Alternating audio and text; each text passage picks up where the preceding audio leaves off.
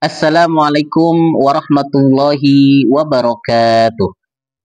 Alhamdulillah, alhamdulillahi rabbil alamin, al-fatihi lima uhlik wa khatimi lima sabak, nasiril haqqi bil haq, wal hadi ila siratikal mustaqim wa ala alihi wa sahbihi haqqa qadrihi wa miqdarihil adim amma ba'du.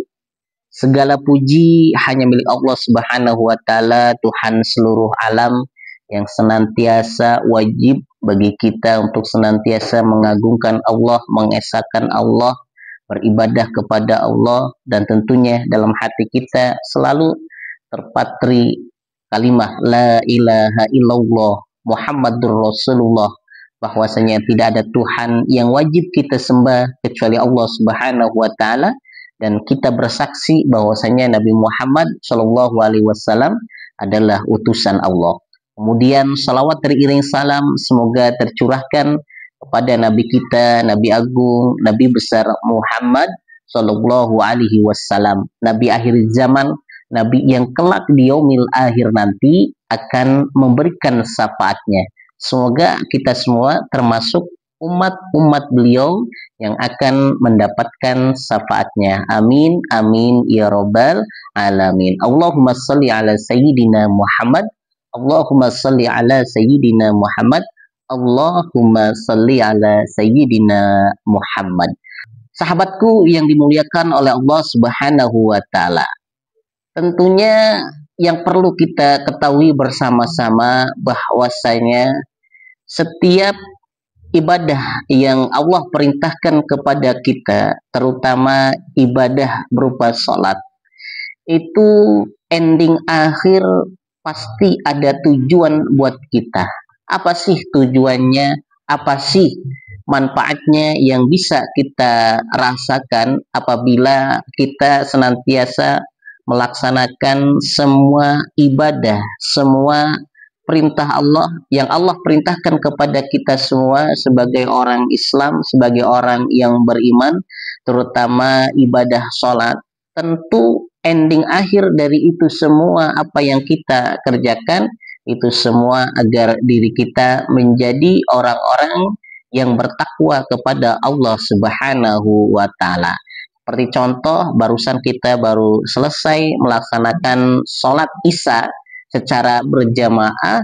Tentu ending dari apa yang kita kerjakan barusan, yaitu sholat Isya secara berjamaah, itu semata-mata jelas menambah keyakinan kita, menambah ketakwaan kita kepada Allah Subhanahu wa taala. Dengan kita melaksanakan sholat Isya barusan, itu menambah ketenangan dalam hati kita menjadi tidak gelisah, hidup kita tenang, hidup kita tentram. Itu yang dirasakan bagi kita yang benar-benar ada keimanan, ada setitik minimal sedikit iman dalam diri kita kepada Allah Subhanahu wa taala. Contoh lagi ya, tadi maghrib, asar, dan tentu yang hari ini berketempatan dengan hari Jumat, tadi siang kita melaksanakan sholat Jumat secara berjamaah. Tentu sama, ending apa yang kita lakukan itu sholat Jumat secara berjamaah, apalagi di sana ada khutbahnya. Di khutbah itu ada wasiat takwanya.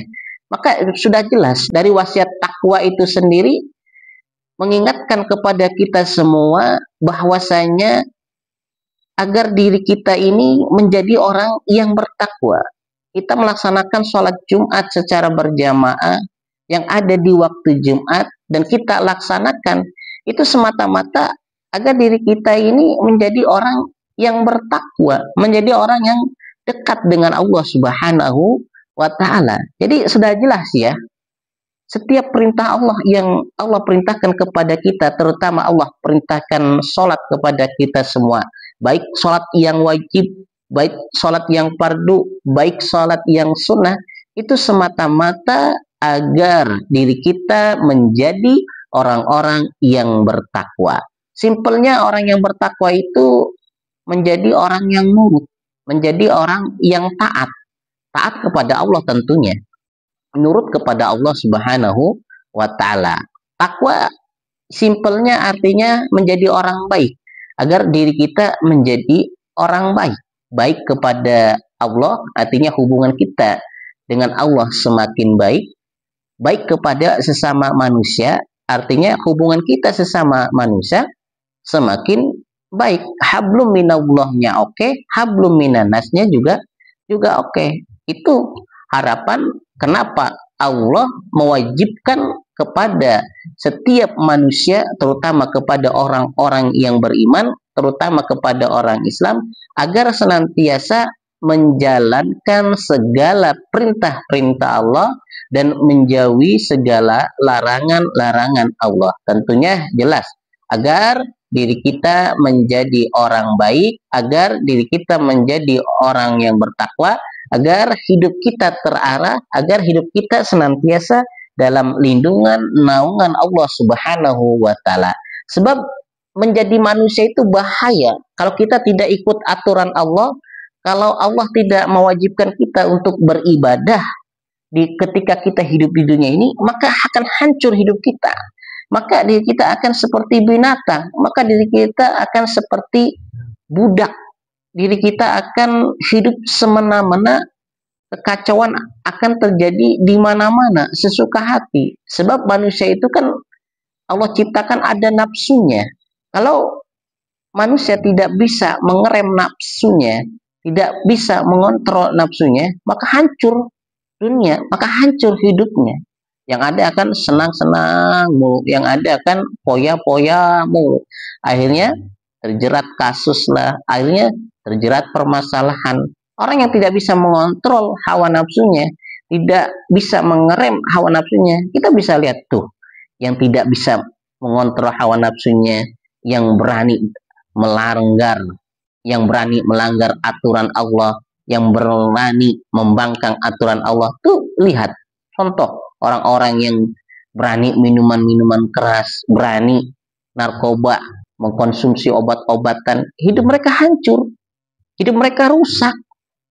Coba lihat tuh orang-orang yang senang mengkonsumsi narkoba, orang-orang yang senang dugem, orang-orang yang minum minuman keras, kayak orang bego, orang on pelongo, kayak orang stres.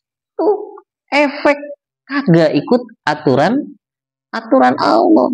Contoh lagi orang yang istilah tidak bisa menjaga hawa nafsu syahwatnya, sudah punya istri masih selingkuh, sudah punya pasangan masih selingkuh, ya, suami orang direbut, sudah punya istri tambah lagi, sudah poligami 4 masih mau tambah lagi, padahal hukum syariat sudah membatasi 4, masih ngelirik cewek yang lain. Itu yang akan terjadi.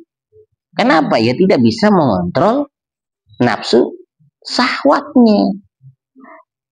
Kalau diri kita nggak bisa menahan nafsu amarahnya, ya amarah berantem senangnya, itu yang terjadi. Maka dengan adanya fenomena-fenomena saat ini, yang Indonesia saat ini sedang bobrok moral, terutama anak mudanya, yang terjadi berantem di mana-mana, ada geng-gengan, ada geng motor, berantem tawuran antar anak sekolah, yang mana anak sekolah seharusnya belajar, yang seharusnya akhlaknya bagus, malah mereka tawuran-tawuran, malah mereka bacok orang, berantem sini, bangga dengan kegengannya, bangga dengan kenakalannya.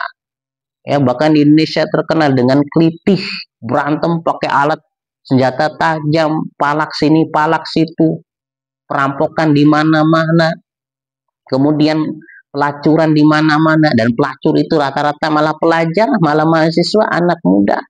Bahkan survei di Jogja saja, keperawanan anak-anak SMA, anak-anak kuliah, itu 80% sudah tidak perawan lagi. Ini kan sungguh sangat miris. Kenapa itu bisa terjadi? Jelas, jawabannya adalah mereka tidak bisa mengontrol hawa nafsunya, mereka tidak mengikuti perintah Allah, mereka tidak mengindahkan semua apa yang dilarang oleh Allah Subhanahu wa ta'ala. Pasti orang-orang seperti itu imannya lemah. Pasti orang-orang seperti itu mereka lalai dengan sholatnya, lalai dengan Tuhannya, hanya sebatas tahu Tuhan, tapi tidak mau menjalankan apa yang diperintahkan Allah dan tidak mau menjauhi apa yang dilarang oleh Allah Subhanahu wa taala. Maka penting bagi kita semua, terutama bagi diri kita, terutama bagi keluarga kita, istri kita, anak-anak kita, orang tua kita, harus bentengi diri kita dengan apa? Dengan menjalankan segala perintah Allah dan menjauhi segala larangan-larangan Allah, terutama sholat. Karena sholat ini merupakan benteng utama bagi kita sebagai manusia hidup di dunia ini. Kan kita tahu bahwasanya di dalam Al-Quran Allah sudah menegaskan yang bisa mencegah kemungkaran, yang bisa mencegah perbuatan keji hanyalah sholat. Diri kita ingin terhindar dari kekejian, diri kita terhindar dari kemungkaran, anak kita terhindar dari kekejian, anak kita terhindar dari pergaulan-pergaulan bebas, anak kita terhindar dari kemaksiatan, maka solusinya adalah ajarkan anak-anak kita dari kecil tentang sholat. Kalau sudah terlambat mungkin anak-anak kita terbawa pergaulan bebas, maka ajak anak-anak kita untuk memperbaiki sholat kita. Kan hanya satu-satunya yang bisa mengerem perbuatan maksiat kita, mengerem diri kita dari perbuatan keji dan mungkar hanyalah sholat. Ini sudah ditegaskan dalam Al-Quran. Allah berfirman, A'udzubillahi minasyaitonirrajim, Bismillahirrahmanirrahim, Inna sholata tanha anil fahsai wal munkar. Sungguhnya sholat itu mencegah dari perbuatan keji dan perbuatan mungkar. Maka ayo, jangan pernah sepelekan semua aturan-aturan Allah. Jangan pernah sepelekan semua kewajiban-kewajiban Allah. Dan jangan pernah sepelekan semua apa yang dilarang oleh Allah Subhanahu wa ta'ala. Tentunya kita harus terus menguatkan keimanan kita, terus memperkuat akidah kita, agar diri kita tidak terjerumus ke dalam perbuatan-perbuatan maksiat, agar diri kita tidak terjerumus dalam godaan-godaan dunia, agar diri kita tidak terjerumus dalam hawa nafsu kita. Jangan sampai kita diperbudak oleh nafsu kita. Yang bisa mengontrol nafsu kita jelas adalah ibadah kita. Yang bisa mengontrol nafsu kita jelas adalah sholat kita. Maka dari jauh-jauh hari Allah sudah menegaskan di dalam Al-Quran bahwasanya kalau hidup kita pengen tenang, kalau hidup kita ingin bahagia, kalau hidup kita ingin terhindar dari masalah, terhindar dari ujian, terhindar dari kekufuran, maka solusinya adalah jadikan diri kita menjadi orang-orang yang ahli ibadah, menjadi orang-orang yang ahli sholat, menjadi orang-orang yang senantiasa sami'na wa ata'na dengan apa yang diperintahkan oleh Allah Subhanahu wa ta'ala. Karena kita ketahui bersama-sama bahwasanya kita diciptakan Allah di dunia ini semata-mata untuk beribadah kepada Allah Subhanahu wa ta'ala. Wa ma khalaqtul jinna wal insa illa liya'budun. Bahwasanya sesungguhnya aku tidak menciptakan jin dan manusia kecuali untuk beribadah kepadaku. Ya ayuhan nasu budu rabbakumul ladzi khalaqakum walladzina min qablikum la'allakum tattaqun. Wahai manusia, sembahlah Tuhanmu yang telah menciptakan kamu dan orang-orang sebelum kamu agar kamu bertakwa. Jadi sudah jelas ya, tujuan Allah memerintahkan diri kita untuk beribadah kepada Allah, ending akhirnya agar diri kita menjadi orang-orang yang bertakwa. Orang yang bertakwa berarti menjadi orang yang taat kepada Allah Subhanahu wa ta'ala, sami'na wa ata'na, dengan apa yang sudah diatur oleh Allah Subhanahu wa ta'ala, dengan apa yang sudah diperintahkan oleh Allah Subhanahu wa ta'ala, dengan apa yang sudah dilarang oleh Allah Subhanahu wa ta'ala. Menjadi orang yang bertakwa tentunya menjadikan diri kita menjadi orang yang baik-baik kepada Allah, baik kepada sesama manusia. Hidup di dunia ini bukan buat main-main, hidup di dunia ini bukan buat bersenang-senang, hidup di dunia ini bukan buat maksiat, tetapi hidup kita di dunia ini untuk mencari bekal yang banyak-banyaknya, mencari bekal sebanyak mungkin sebagai bekal kita pulang ke akhirat nanti, yaitu pulang ke akhirat nanti, yaitu menuju surganya Allah Subhanahu wa taala. Jadi jelas, yuk tetap ibadah kita jaga, terutama salat kita jaga, agar apa? Agar diri kita, keluarga kita, anak cucu kita terhindar dari perbuatan maksiat, terhindar dari perbuatan keji, terhindar dari perbuatan mungkar. Karena sudah ngeri sekali akhir zaman ini, generasi Gen Z ini, generasi serba teknologi ini, pergaulan bebas sudah merajalela, pergaulan bebas sudah mudah diakses, judi online, penjol, pinjaman online, terus kemudian BO, open BO, kemudian perzinahan, maksiat online, semuanya serba ada, gampang diakses maksiatnya. Maka solusi untuk menghindar dari kemaksiatan itu jelas, kembalikan diri kita beribadah kepada Allah, jadikan diri kita menjadi orang yang bertakwa. Insya Allah kalau kita menjadi orang yang bertakwa, kita semua bisa terhindar dari kemaksiatan. Amin, amin ya rabbal alamin. Subhanakallahumma wa bihamdika, asyhadu an la ilaha illa anta, astaghfiruka wa atubu ilaik. Wassalamualaikum warahmatullahi wabarakatuh.